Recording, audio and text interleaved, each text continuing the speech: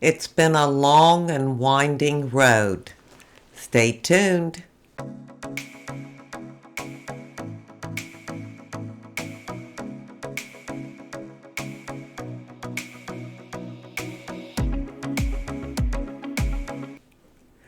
Hi, and welcome to my channel. Thank you for being here. It means so much to me. I felt like I should come on and give an update on my ma because I know I haven't been on for, 3 weeks or so. And that was the last time I gave you all an update. And at that time, they didn't think she had but a week left to live. And here she is, 3 weeks later. She is still alive. Not much, barely, but she is still with us. In my last update, I told you that she took a deep, rapid decline on Christmas Eve, and she stopped eating, and she hasn't eaten since. So it has been, today's the 12th, I think. Maybe it's the 13th. I don't know what day it is. And it's been at least 20 days, maybe 21 days. They say the human body cannot go more than 30 days without food. So we'll see. She has proven them wrong because they gave her less than a week and she's still here. She does take sips of water, or it's like a thickened water. I don't know what they have in it, but it's not runny water. And for a little while she could drink that from a straw, but she doesn't have the strength to do that anymore. So we just put it on a spoon and tip the spoon back a little, and she can get a few swallows. She's very, very weak. She's very frail, very thin. I just don't even recognize her in some ways. Dave and I have been there every day, all day long. The days are long, but she needs to know we're there with her. And she does say, "Don't leave me, don't leave me, don't leave me." She wants to hold our hands and make sure that we are with her. Her voice is weak.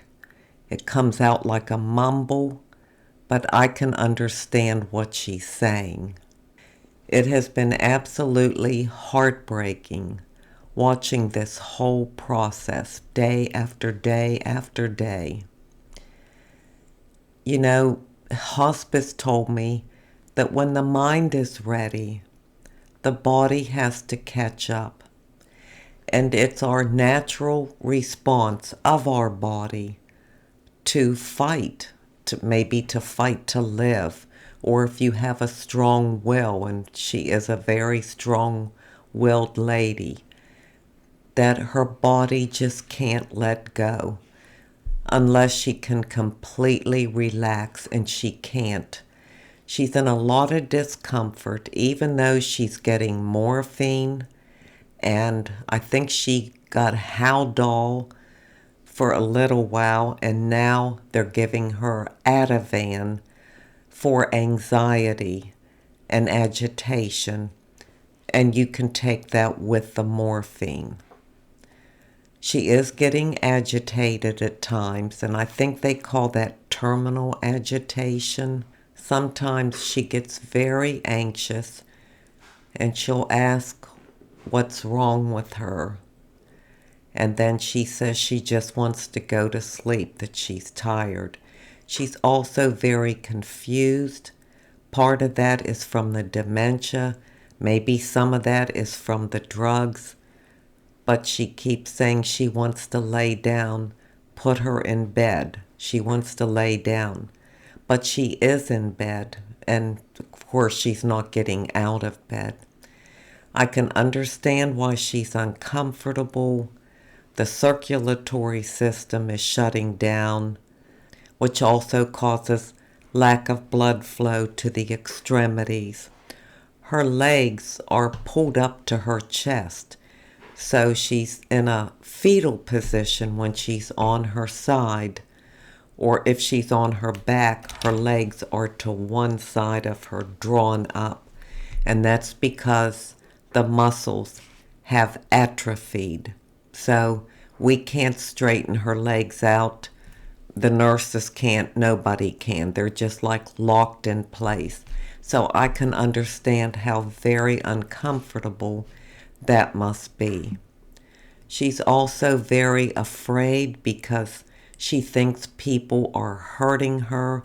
When the nurses come in to check her or to do something, you know, she'll scream, "You're hurting me, you're hurting me," because you can't touch her.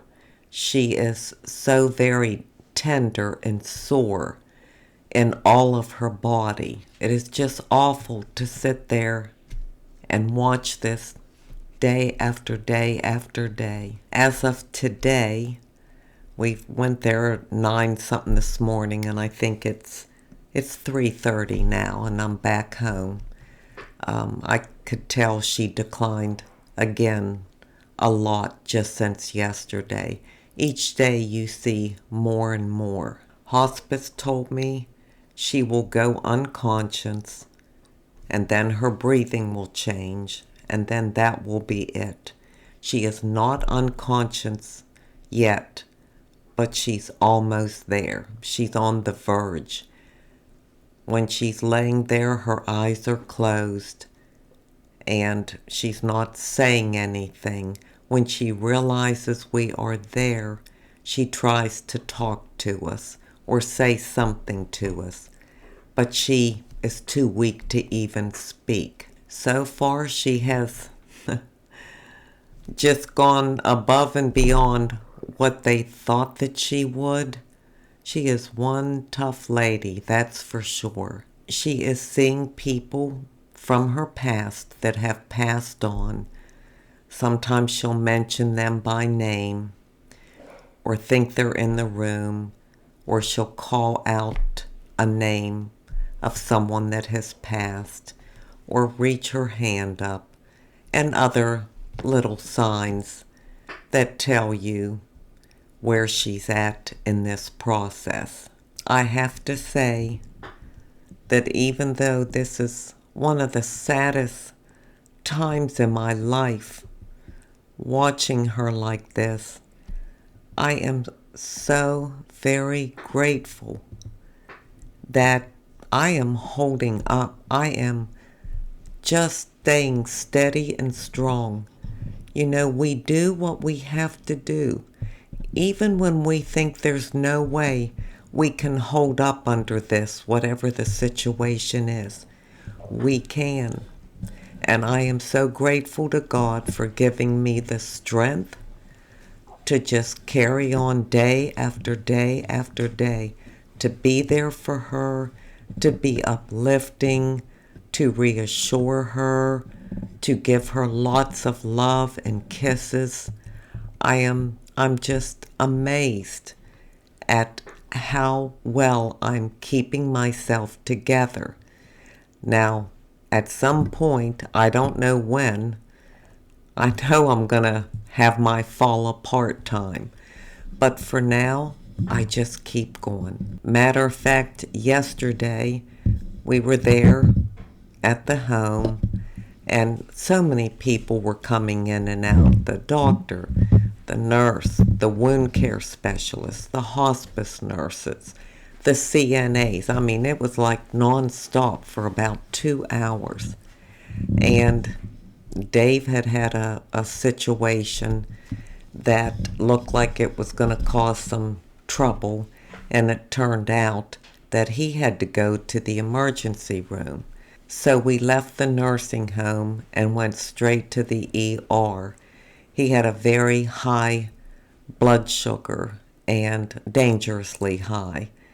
So he went there, and they gave him first a bag of, I think it was saline. It was a big bag, but it was a drip. They were trying to thin out the thickness of his blood, I guess. from the glucose, or I don't know, I'm not a nurse. And then that didn't work, though, that when they retook his blood, it was still very high. So they gave him insulin. And he was diagnosed as a type 2 diabetic.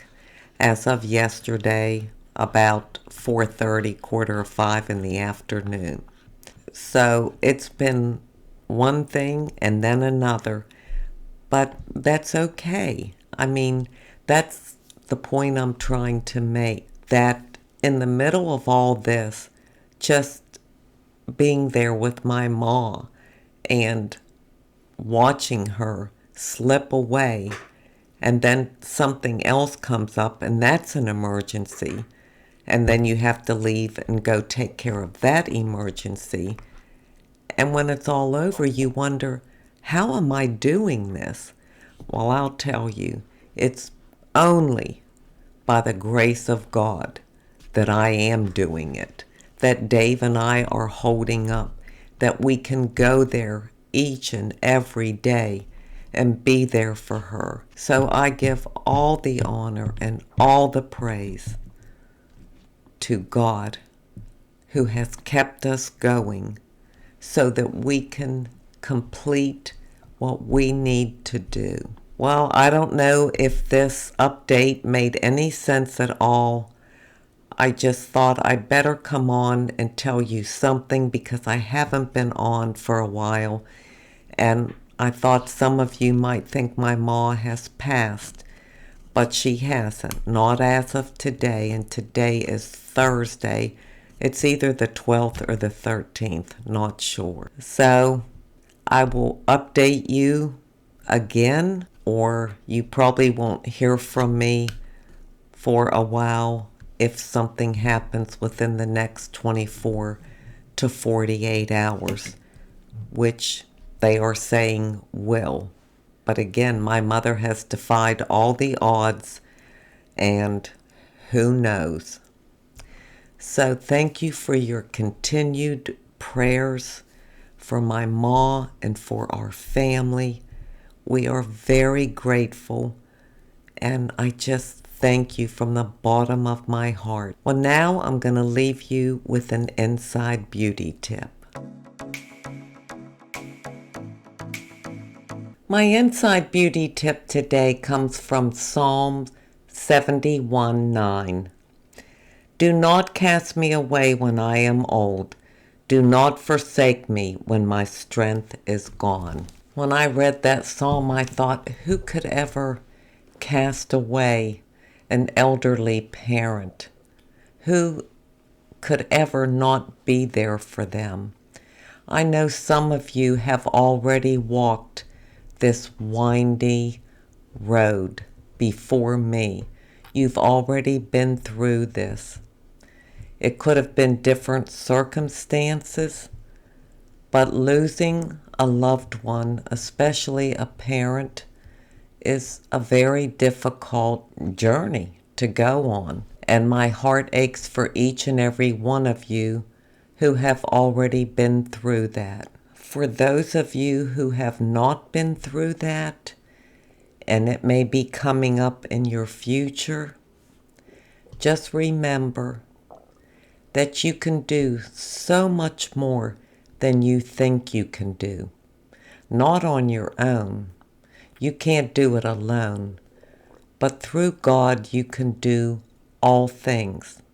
He will give you the strength, the fortitude, and the perseverance to be there for someone that you dearly love, no matter how long it takes. I thank you so much for being here today. I truly do appreciate it. And until we meet again, this is the old girl signing out. See ya.